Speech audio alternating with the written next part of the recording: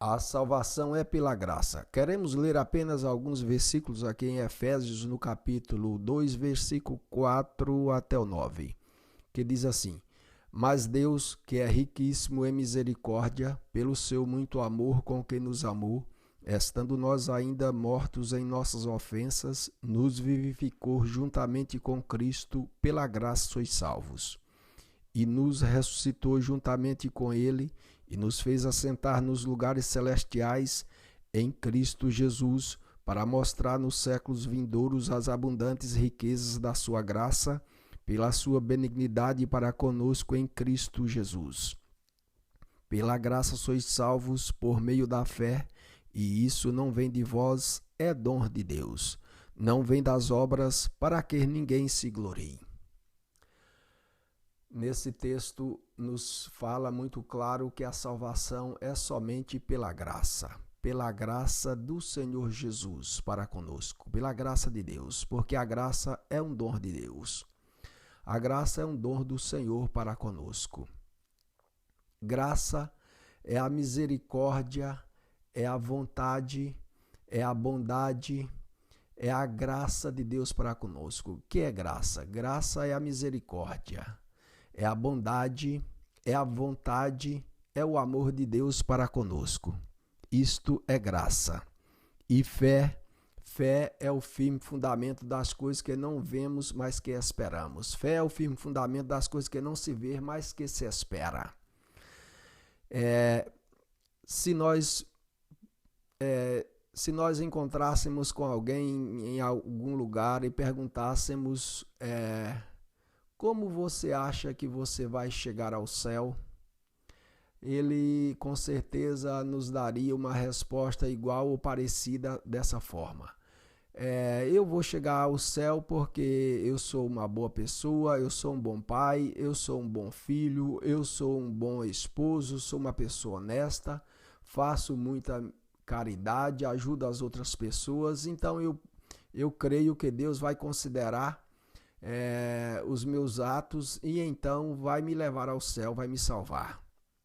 Se perguntássemos para um cristão, um evangélico, provavelmente teríamos uma resposta igual ou parecida. Se perguntássemos para um espírita, com certeza ele iria nos dizer que ele vai para o céu porque ele faz bondade, ele faz caridade, ele ajuda as pessoas. Então Deus iria considerar ele e ia levar para o céu. E também ele iria morrer e depois ia melhorando cada vez mais e então iria para o céu porque ele ia melhorar para chegar à presença de Deus. Usando assim os seus méritos próprios para se salvar. Mas a palavra de Deus que lemos aqui nesta noite não nos diz dessa forma. Queremos ler ainda outro texto aqui em Atos, no capítulo 15, versículo 10 e 11. Diz assim: Agora, pois, por que tentais a Deus, pondo sobre a serviço dos discípulos um jugo que nem nós, nem nossos pais. Agora, pois, por que tentais a Deus, pondo sobre a serviço dos discípulos um jugo que nem nossos pais, nem nós podemos suportar, mas cremos que seremos salvos pela graça do Senhor Jesus Cristo, como eles também. Esses dois textos nos diz que seremos salvos pela graça do Senhor Jesus, como eles também. Aqui é os apóstolos afirmando que eles seriam salvos pela graça do Senhor Jesus, como os discípulos, como gentios também. Ali estava numa discussão entre Paulo e alguns discípulos que aceitaram a fé em Jesus. Alguns discípulos fariseus que aceitaram a fé em Jesus, e então eles diziam que precisava circuncidar para serem salvos. Se não circuncidassem, não seriam salvos. Então Paulo levou aquela questão para os apóstolos para que eles dessem o veredito. E então os apóstolos lá naquela reunião, lá naquele concílio, lá em Jerusalém, eles reuniram e decidiram dessa forma aí. Porque querem pôr um jugo sobre os discípulos que nem nossos pais, nem nós podemos suportar, mas cremos que seremos salvos pela graça do Senhor Jesus Cristo, assim como eles também. Então a salvação é pela graça. E também aqui na palavra de Deus, aqui em Romanos, no capítulo 4, no capítulo 10, no versículo 4, diz o seguinte: porque o fim da lei é Cristo para a justiça de todo aquele que nele crê. Ora, Moisés descreve a justiça que é pela lei, dizendo: o homem que fizer estas coisas viverá por elas. Então, a lei é o homem tentando, com seus méritos próprios, se justificar perante Deus. Mas o fim da lei é Cristo para a justiça de todo aquele que nele crê. A lei é o homem tentando alcançar a Deus pelas suas boas ações, pelas suas obras, pelo que faz. Mas sabemos que a lei não pode salvar a ninguém, porque a lei apenas condena, mas não pode salvar. Pois a força do pecado é a lei e o aguilhão da morte é o pecado. Se não houvesse lei, não haveria pecado. Então, Jesus foi obrigado a vir porque nós não temos méritos próprios, não podemos justificar a nós próprios, não podemos nos salvar a nós mesmos. Dependemos de Jesus Cristo para sermos salvos. Então, Deus enviou Jesus porque nós não temos méritos próprios, porque nós não somos perfeitos, porque Deus exige um sacrifício perfeito para ser salvo. Deus exigia ali na Páscoa, na primeira Páscoa, na saída do povo de Deus de Israel, lá em Êxodo, no capítulo 12, ali a Páscoa que foi realizada lá na saída do povo de Deus do Egito.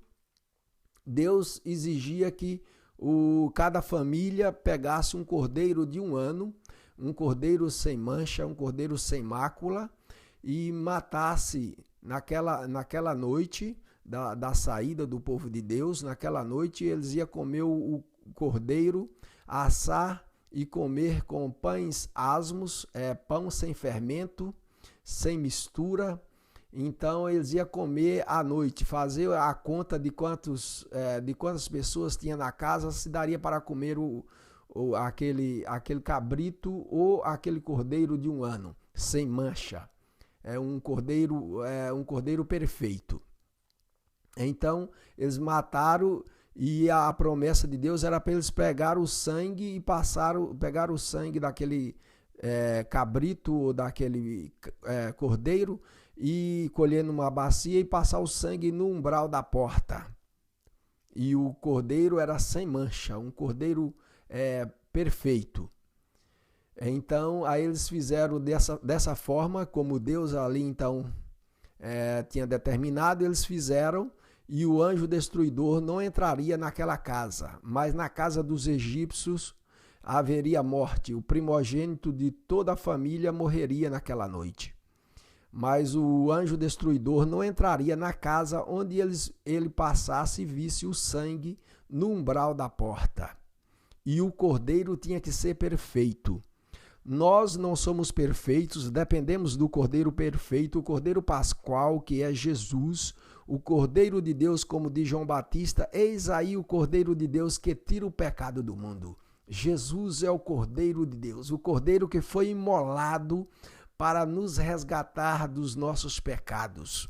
Então somos salvos somente pela graça. A palavra de Deus diz aqui em Efésios, no capítulo 2, no versículo 8, diz: pela graça sois salvos por meio da fé, e isso não vem de vós, é dom de Deus.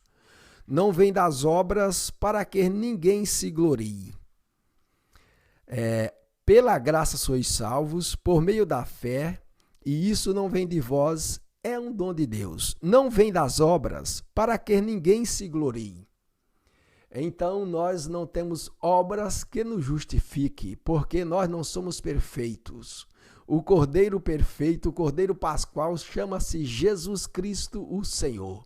Ele doou a sua vida para nos salvar. E outra coisa, a salvação é um dom de Deus, não é nada nosso. Não podemos fazer nada, porque a salvação é um dom de Deus.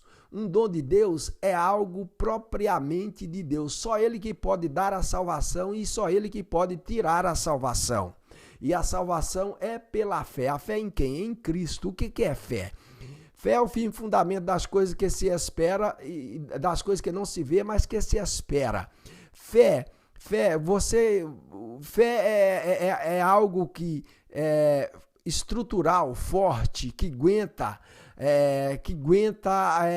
Fé é o firme fundamento. Fundamento, o que é fundamento? Você constrói uma casa, você tem que fazer o fundamento de pedra, com muito cimento, com muito ferro para aguentar o peso. Fé é o firme fundamento.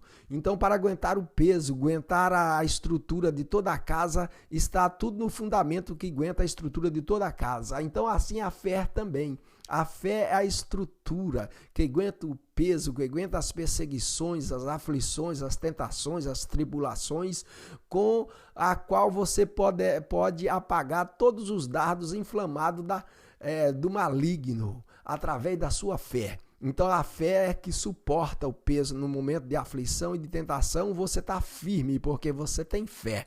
Então, como que o homem será salvo? Pela fé ou pela graça? Pelos dois, pela fé e pela graça. Através da fé, pela graça de Deus. Porque pela graça sois salvos por meio da fé. Você é salvo pela graça, por meio da fé, com a fé firme em Cristo Jesus, o nosso Senhor. Porque Ele é o nosso Senhor, o nosso Salvador, aquele que morreu para nos garantir a salvação. Assim como o Cordeiro livrou os primogênitos dos hebreus lá no Egito, na sua saída, assim também o sangue de Jesus é a garantia da nossa salvação. E o sangue vos será por sinal. Saiba, você que recebe Jesus, você tem a marca do sangue. Quanto você vale o sangue de Jesus. Não tem dinheiro do mundo que possa te comprar. Não tem prata, não tem ouro, não tem diamante.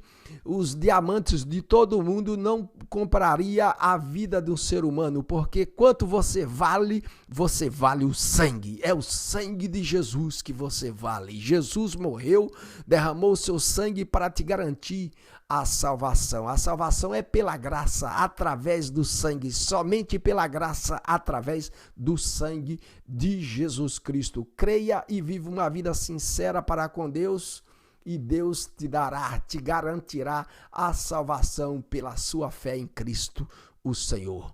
Que Deus nos abençoe. Ouça esta e outras mensagens na nossa página Áudio da Bíblia. Também você pode adquirir lá a Bíblia em áudio. Tire as suas próprias conclusões na Bíblia em áudio. Este e outros vídeos serão realizados graças às suas divulgações, orações e contribuições de ouvintes como você. Que Deus nos abençoe, nos ampare e nos ajude em o nome do Senhor Jesus. Receba Cristo e viva em paz. Amém.